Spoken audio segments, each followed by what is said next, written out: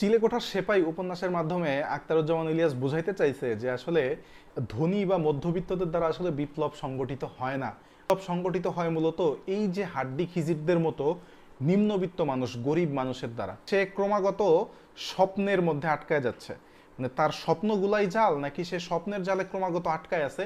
এই জিনিসটা নিয়ে আসলে এই গল্পগ্রন্থটা বর্ণিত হয়েছে। এই যে পায়ের পাতা পেছনের দিকে হওয়ার কারণে সামনের দিকে হাঁটতে গিয়ে যে পেছনের দিকে চলে যাচ্ছে, এই জিনিসটা দ্বারা বাঙালির পশ্চাৎপদতাকে বোঝানো হয়েছে আসলে। আসসালামু আলাইকুম, কি অবস্থা সবার? আশা করি সবাই বেশ ভালো আছেন এবং সুস্থ আছেন। আজকের এই আলোচনা থেকে আপনি জানতে পারবেন কিভাবে প্রিলি এবং রিটেনের প্রিপারেশন একসাথে নেওয়া যায়। এই প্রিপারেশনটা কিন্তু আপনাকে খুবই স্মার্টলি এবং গোছানো ওয়েতে নিতে হবে। আজকে আমাদের এই আলোচনাকে আমরা বাংলা সাহিত্যকে কেন্দ্র করে এগিয়ে নিয়ে যাব। স্টুডেন্টরা ম্যাক্সিমামই কিন্তু আসলে বাংলাকে, স্পেশালি বাংলা সাহিত্য নিয়ে প্রচুর ভয় পায়। ইভেন আমি নিজেও বাংলা সাহিত্য প্রচুর ভয় পাইতাম।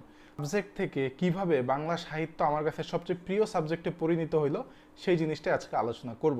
সো আলোচনার সুবিধার্থে আমরা মূলত আখতারুজ্জামান ইলিয়াসকে নিয়ে আলোচনা করব, যেন আপনি এই আলোচনা থেকে বুঝতে পারেন যে অন্যান্য সাহিত্যিকদেরকেও আপনি কিভাবে প্রিপারেশন নেবেন, কিভাবে পড়বেন, এবং পুরা বাংলা সাহিত্য নিয়ে আপনি একটা মোটামুটি ভালো আইডিয়া জেনারেট করতে পারবেন।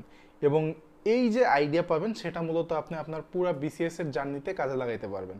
তো আখতারুজ্জামান ইলিয়াসের উপন্যাস কিন্তু দুইটা, একটা হচ্ছে চিলেকোঠার সেপাই এবং আরেকটা হচ্ছে খোয়াবনামা। আমরা প্রথমে চিলেকোঠার সেপাই উপন্যাসটা দিয়ে আলোচনা শুরু করি। তো এই উপন্যাসটা মূলত হচ্ছে 69-এর গণ অভ্যুত্থানের প্রেক্ষাপটে রচিত। এখানে দেখানো হয়েছে যে এই যে অভ্যুত্থানের সময় যে আন্দোলন, মিটিং, মিছিলে কিন্তু ঢাকা শহর একদম কেঁপে উঠছিল। সো ওই যে আন্দোলন, মিটিং, মিছিলের রেসটা কিন্তু গ্রামে গিয়েও পড়ছে। এই জিনিসটাই উপন্যাসিক এখানে ফুটিয়ে তোলার ট্রাই করছে। উপন্যাসটা শুরুই হয়েছে মূলত হচ্ছে ওসমানের দুঃস্বপ্নের মধ্য দিয়ে। ভাড়াটিয়ার সন্তান মিছিলে গিয়ে গুলি লেগে হচ্ছে শহীদ হয়, এবং এই জিনিসটা অর্থাৎ বাবার যে সন্তান হারানোর আর্তনাদ, এই জিনিসটা ওসমানকে খুব টাচ করে। এদিকে হাড্ডি খিজির নামে যেই চরিত্রটা এই উপন্যাসে পাওয়া যায়, তার মহাজন হচ্ছে একজন পাকিস্তানপন্থী। সে এতই খারাপ লোক যে তার লোলুপ দৃষ্টি থেকে হাড্ডি খিজিরের মা, তার বউ কেউ আসলে বাঁচতে পারে না। কিন্তু হাড্ডি খিজির একা আসলে এখানে কিছু করতে পারে না, সে প্রতিবাদ করতে পারে না। এবং হাড্ডি খিজির যেহেতু বাংলাদেশপন্থী লোক ছিলেন, সে হচ্ছে বাংলাদেশের পক্ষে যত মিটিং, মিছিল, প্রতিবাদ, সেমিনার, সভা সেমিনার যত রকমের আয়োজন হয় সেখানে কিন্তু সে অ্যাটেন্ড করে, যার কারণে তার মহাজন তাকে দেখতে পারে না একদমই। তো একটা পর্যায়ে গিয়ে ওই মহাজনের আন্ডারে যত রিক্সা চালক ছিল সবাই কিন্তু ওই মহাজনের বিরুদ্ধে প্রতিবাদ করে বসে, এবং দেখা গেল যে হাড্ডি খিজির আসলে ওইখানে আর চাকরি করতে পারে না। তারপরে সে ওই আমাদের যে ওসমান আছে, ওসমানের চিলেকোঠায় গিয়ে কিন্তু সে আশ্রয় নেয়, এবং তাদের মধ্যে বেশ ভালো একটা বন্ধন তৈরি হয়।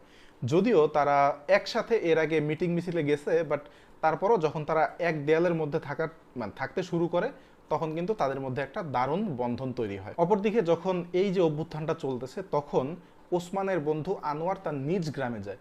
সে গ্রামে গিয়ে দেখতেছে যে খয়বর গাজী নামক একজন লোক, সে গ্রামের মানুষের গরু চুরি করতেছে, সম্পদ আত্মসাৎ করতেছে, মানে এইটাই যেন তার ধর্ম। তো তারপরে হচ্ছে মানে সেই জিনিসগুলো সহ্য করে না। আনোয়ার পরে গ্রামের সমগ্র মানুষকে একসাথে করছে, যেন তারা সবাই মিলে ওই যে খয়বর গাজী যে তাদেরকে অত্যাচার নিপীড়ন করতেছে তার বিরুদ্ধে রুখে দাঁড়াইতে পারে। মানে এই যে একটা ব্যাপার, এই ব্যাপারের মাধ্যমে আনোয়ার সমগ্র গ্রামবাসীর নেতায় পরিণত হয়। তারা প্রতিবাদ করতে থাকে, ওই খয়বর গাজীর বিরুদ্ধে কণ্ঠস্বর জারি করতে থাকে, এবং তারা একটা পর্যায়ে এমন একটা সিচুয়েশন তৈরি হয় যে খয়বর গাজীকে তারা একটা শাস্তির আওতায় নিয়ে আসতে পারবে, কিন্তু সে ওই শাস্তিটা না ভোগ করে খয়বর গাজী গ্রাম থেকে পালিয়ে যায়। ওসমানের বন্ধু যখন গ্রামে এই জিনিসগুলো নিয়ে ব্যস্ত, তখন ওসমান আসলে ঢাকায় তার প্রতিবেশীর মেয়ে রানুর সাথে কিন্তু আসলে একটা দারুণ কেমিস্ট্রি গড়ে তোলে। মানে তাদের মধ্যে একটা মানে প্রেমে পড়ে আর কি, মানে ওসমান হচ্ছে ওই মেয়ের প্রেমে পড়ে। কিন্তু হঠাৎ করে ওসমানের যে যার প্রেমে পড়ে, তার বিয়ের কথাবার্তা চলে, অর্থাৎ রানুর বিয়ের কথাবার্তা চলে। এতে করে স্বাভাবিকভাবে ওসমান আসলে একটা ছ্যাঁকা খায় যায়, তার মনটা ভেঙে যায়। কিন্তু তারপরেও মানে সে ছ্যাঁকা খাইলেও কিন্তু সে মিছিল মিটিংয়ে যাওয়া কিন্তু কমায় না। সে রেগুলার বেসিসে মিটিং মিছিলে যাইতে থাকে, গণ অভ্যুত্থানে অংশগ্রহণ করতে থাকে, কিন্তু কোনোভাবেই তার যেন মন বসে না। সে মিটিং মিছিলে যায় ঠিকই, কিন্তু তার আসলে ওইরকম ভালো লাগে না। আন্দোলনের শেষের দিকে দেখা যায় যে ওই যে হাড্ডি খিজির, সে হচ্ছে একটা মিছিলে হচ্ছে তার বুকে বুলেট লেগে সে আসলে শহীদ হয়ে যায়। তো এরপর থেকে আসলে ওসমান কিছুটা মানসিকভাবে বিকারগ্রস্ত হয়ে যায়, মানে তার এত ক্লোজ একটা মানুষকে সে হারিয়ে সে আসলে মানসিকভাবে বিকারগ্রস্ত হয়ে যায়। তো ওই যে তার যে এক্স প্রেমিকা ছিল রানু, তার ভাইকেই সেই মারার জন্য উদ্যত হয়েছিল। তো ওসমানের এই খবর শুনে ওর যে ফ্রেন্ড ছিল, বন্ধু ছিল আনোয়ার, সে গ্রাম থেকে ঢাকায় চলে আসে এবং আনোয়ার চেষ্টা করছে যে তার ফ্যামিলিতে ওসমানকে নেয়ার জন্য, কিন্তু আনোয়ারের ফ্যামিলি স্রেফ জানিয়ে দিছে যে এরকম মানসিক বিকারগ্রস্ত কোনো মানুষকে তারা আসলে ফ্যামিলিতে জায়গা দিবে না। যার কারণে হচ্ছে আনোয়ার নিজেই ওসমানের সাথে চিলেকোঠার সেপাইতে থেকে যায় এবং একটা পর্যায়ে দেখা যায় যে ওই যে হাড্ডি খিজির মারা গেছে, ওসমান চিন্তা করতেছে বা ওসমান এগুলো অনুভব করতেছে যে হাড্ডি খিজির তাকে ডাকতেছে, হাড্ডি খিজির ডাকতেছে তাকে মিছিলে যাওয়ার জন্য, হাড্ডি খিজির মিছিল মিটিং এই সব জায়গায় যাওয়ার জন্য তাকে ডাকতেছে। তো সে হচ্ছে এরকম হঠাৎ করে বাসা থেকে বের হয়ে যেতে চায়, মিটিল মিসিংয়ে যাইতে চায়। তো এটা দেখে শেষমেশ আনোয়ার হচ্ছে তার বন্ধু ওসমানের এরকম পাগলামি দেখে তাকে এক সময় আঘাত করে আর কি। তো এই পরিস্থিতিতে হঠাৎ একদিন ওসমান হচ্ছে বাসা থেকে বের হয়ে যায় এবং সে আসলে মুক্তভাবে ঘোরাফেরা করতে থাকে। এর মাধ্যমে আসলে উপন্যাসিক এই উপন্যাসটা শেষ করে আর কি। চিলেকোঠার সেপাই উপন্যাসের মাধ্যমে আখতারুজ্জামান ইলিয়াস বুঝাইতে চাইছে যে আসলে ধনী বা মধ্যবিত্তদের দ্বারা আসলে বিপ্লব সংগঠিত হয় না। বিপ্লব সংগঠিত হয় মূলত এই যে হাড্ডি খিজিরদের মতো নিম্নবিত্ত মানুষ, গরিব মানুষের দ্বারা। অর্থাৎ যে একটা প্রবাদ আছে না যে যুদ্ধ বাদলে ধনীরা দেয় হচ্ছে অস্ত্র, মধ্যবিত্তরা দেয় হচ্ছে রুটি এবং গরিবরা দেয় হচ্ছে তাদের ছেলে মেয়েদের। সো এই জিনিসটার অনেকাংশেই ফুটে উঠেছে আমাদের এই চিলেকোঠার সেপাই উপন্যাসে। আখতারুজ্জামান ইলিয়াসের দ্বিতীয় উপন্যাস হচ্ছে খোয়াবনামা। তো খোয়াব শব্দের অর্থ হচ্ছে স্বপ্ন। তো এইখানে মূলত সবাই আসলে স্বপ্ন দেখে এবং এই উপন্যাসের হচ্ছে প্রেক্ষাপট বা এই উপন্যাসের পটভূমি হচ্ছে পূর্ব বগুড়ার কাতলাহার বিলের দুই পাশের যে প্রান্তিক জনগোষ্ঠী, যেমন মাঝি, চাষি, এদের জীবন চরিত, মানে এরা কিভাবে দিন যাপন করছে, এদের ব্যাপার স্যাপারই এগুলা মূলত আলোচনা করা হয়েছে। এই উপন্যাসের চরিত্র হচ্ছে তমিজ, তমিজের বাপ, ফকিরের নাতনি কুলসুম, চাষির মেয়ে ফুলজান, বৈকুণ্ঠ, এরাই মূলত। এবং এদের জীবনযাত্রার মাধ্যমেই লেখক বুঝাইতে চাইছে যে তৎকালীন সময়ের মানুষের যে ক্ষুধার এবং কান্নার যে গল্প, এই জিনিসটা আসলে সে বুঝাইতে চাইছে। এই উপন্যাসের একটা পর্যায়ে দেখা যায় যে 1947 সালের যে দেশ বিভাগ, সেই জিনিসটা আসলে দেখা যায়। তৎকালীন পূর্ব পাকিস্তানের মুসলমানদের মধ্যে যে স্বাধীন পাকিস্তানের প্রতি যে একটা তীব্র আকাঙ্ক্ষা ছিল, সেই জিনিসটা সে আসলে এখানে খুব দারুণভাবে ফুটায় তুলছে এবং একটা লাইনের মাধ্যমে সেই জিনিসটা আসলে খুব ভালো মতো বোঝা যায়।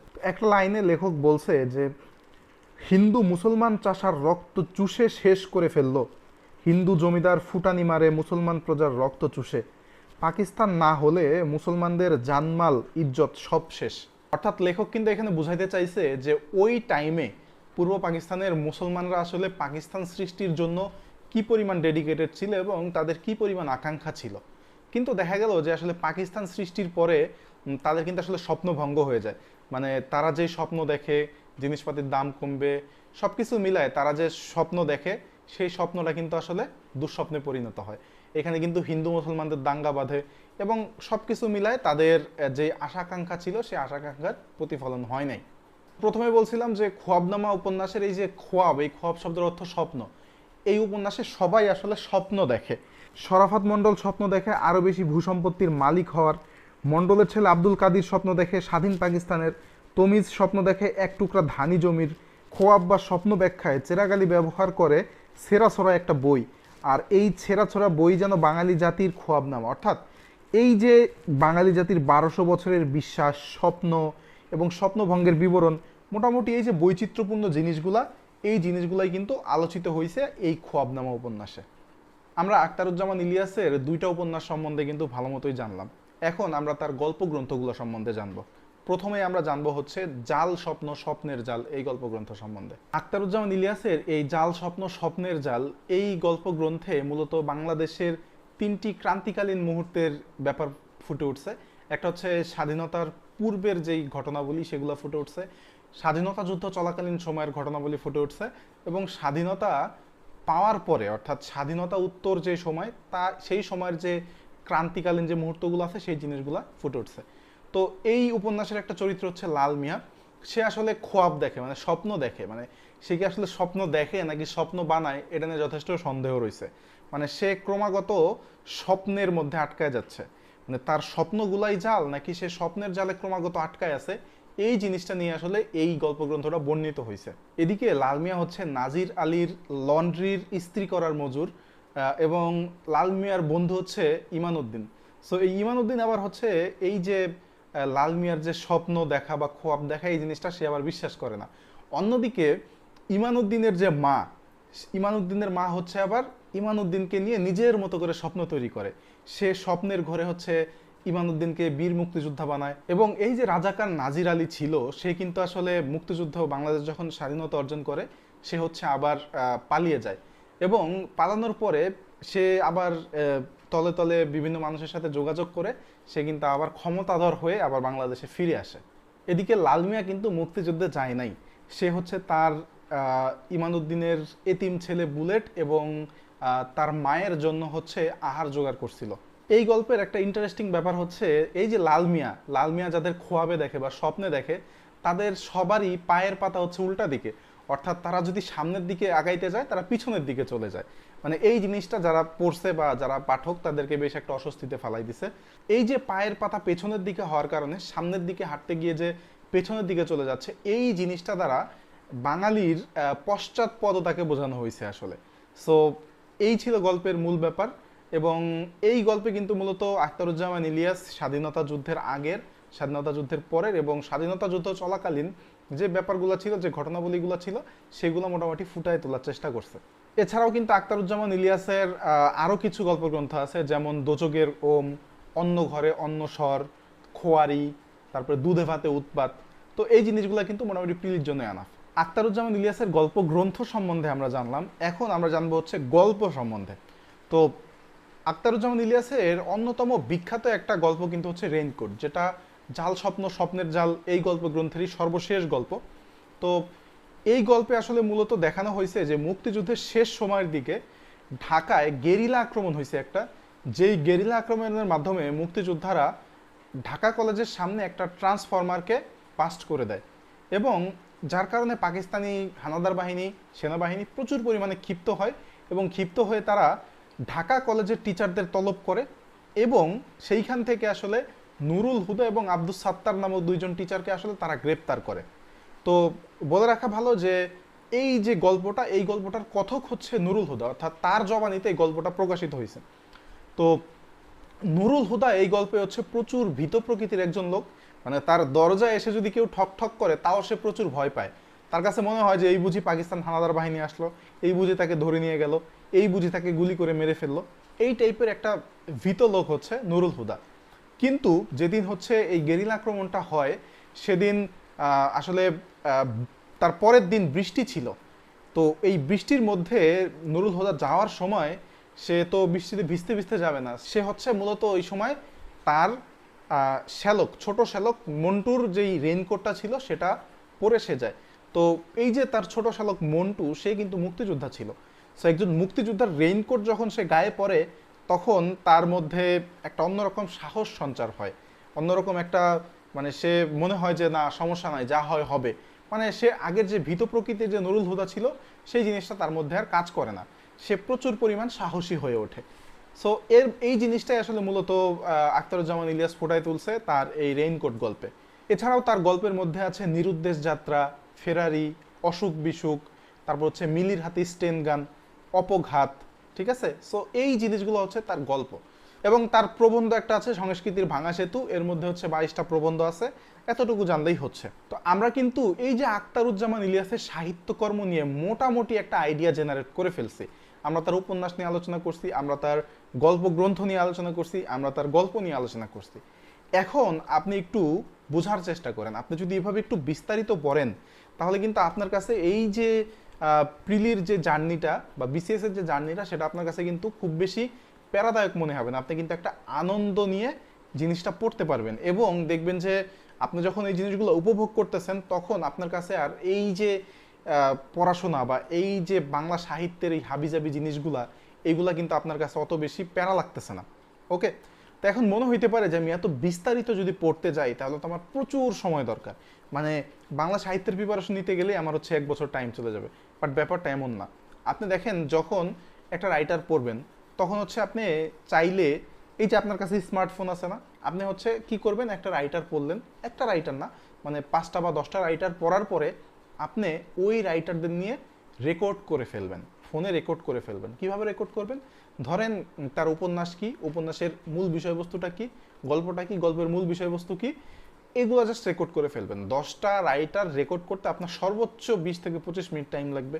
তাহলে দেখেন আপনি যখন পরে রিভিশন দিতে যাবেন তখন কিন্তু ওই 10টা রাইটারের জন্য আপনার ওই 20 মিনিট টাইম দিলেই হচ্ছে। অর্থাৎ আপনি ওই যে রেকর্ডটা যখন শুনবেন তখন কিন্তু আপনার সব কিছু আবার রিকল হয়ে যাবে। আপনার কিন্তু মানে ওই যে 20 মিনিটের রেকর্ড দেখার পরে আপনার 10 মিনিট জাস্ট বইয়ে একবার রিডিং দিয়ে গেলেই কিন্তু পড়াটা হয়ে যাচ্ছে। ঠিক আছে, এখন আসেন, এই যে আপনি এই জিনিসটা পড়লেন, এই জিনিসটা মানে এই যে আমি যেভাবে বললাম এইভাবে যদি আপনি পড়েন তাহলে দেখেন মানে প্রাথমিকভাবে আপনার কিন্তু প্রিলির প্রিপারেশন হয়ে যাচ্ছেই, পাশাপাশি আপনার কিন্তু রিটেনের প্রিপারেশনটা হয়ে যাচ্ছে। কারণ এই যে দেখেন, এই যে আমি আখতারুজ্জামান ইলিয়াসের খোয়াবনামা, চিলেকোঠার সেপাই, এই যে উপন্যাসের কথাগুলো বললাম, এগুলো কিন্তু রিটেনে প্রশ্ন আসে। মানে আখতারুজ্জামান ইলিয়াসের চিলেকোঠার সেপাই উপন্যাসের বিষয়বস্তু লেখুন, বা খোয়াবনামা উপন্যাসের বিষয়বস্তু লেখুন, বা জাল স্বপ্ন স্বপ্নের জাল এই গল্প গ্রন্থের বিষয়বস্তু লিখুন, এভাবে কিন্তু প্রশ্ন আসে। এবং প্রিভিয়াস বিসিএসে কিন্তু এই টাইপের প্রশ্ন আসছেও। তার মানে দেখেন আপনি কিন্তু এট এ টাইম একটু স্মার্টলি পড়ার কারণে, একটু গোছানো ওয়েতে পড়ার কারণে আপনার প্রিলির প্রিপারেশন তো হচ্ছেই, রিটেনের প্রিপারেশনও কিন্তু হয়ে যাচ্ছে। এবং প্রিলিতে কিন্তু এখন আর সেই গদবাধা প্রশ্ন আসে না। এখন কিন্তু আর প্রশ্ন আসে না যে খোয়াবনামা কার উপন্যাস, উত্তর হচ্ছে আখতারুজ্জামান ইলিয়াস। এত সহজ প্রশ্ন কিন্তু এখন আসে না, এখন কিন্তু অনেক ভিতর থেকে প্রশ্ন আসে। সো আপনাকে যদি বলে যে ওসমান কোন উপন্যাসের চরিত্র, আপনি কিন্তু ইজিলি পেরে যাবেন, বিস্তারিত পড়ার কারণে ইজিলি পেরে যাবেন এটা হচ্ছে চিলেকোঠার সেপাই উপন্যাসের চরিত্র। যে হাড্ডি খিজির এটা কোন উপন্যাসের চরিত্র, এটা চিলেকোঠার উপন্যাসের সেপাইয়ের চরিত্র, তাই না? সো এভাবে যদি পড়েন আপনি তাহলে দেখেন একই সাথে প্রিলি এবং একই সাথে রিটেনের প্রিপারেশন হয়ে যাচ্ছে। আশা করি এই আজকের এই আলোচনা থেকে আপনার মধ্যে সুন্দর একটা আইডিয়া জেনারেট হয়েছে কিভাবে আপনি এট এ টাইম প্রিলির পাশাপাশি রিটেনের প্রিপারেশনটা আগায় নিতে পারেন। এভাবে যদি আপনি পড়েন তাহলে দেখেন বাংলার যে 200 মার্ক রিটেনের, সেইখানে 30 মার্ক থাকে সাহিত্য থেকে, এবং এই 30 মার্কের জন্য কিন্তু মোটামুটি অনেক পড়াশোনা করতে হয়। সো এভাবে যদি পড়েন তাহলে কিন্তু আপনি ওই যে অনেক পড়াশোনা করার ওই জায়গা থেকে কিন্তু অনেকটাই বেঁচে গেলেন, এবং আপনি রিটেনে কিন্তু অনেকটা টাইম সেভ করতে পারবেন। তো আজকের আলোচনা এতটুকুই, পরবর্তীতে আমরা অন্য কোনো একটা সাবজেক্ট নিয়ে আলোচনা করব। সে পর্যন্ত সবাই ভালো থাকুন, সুস্থ থাকুন, আল্লাহ হাফেজ।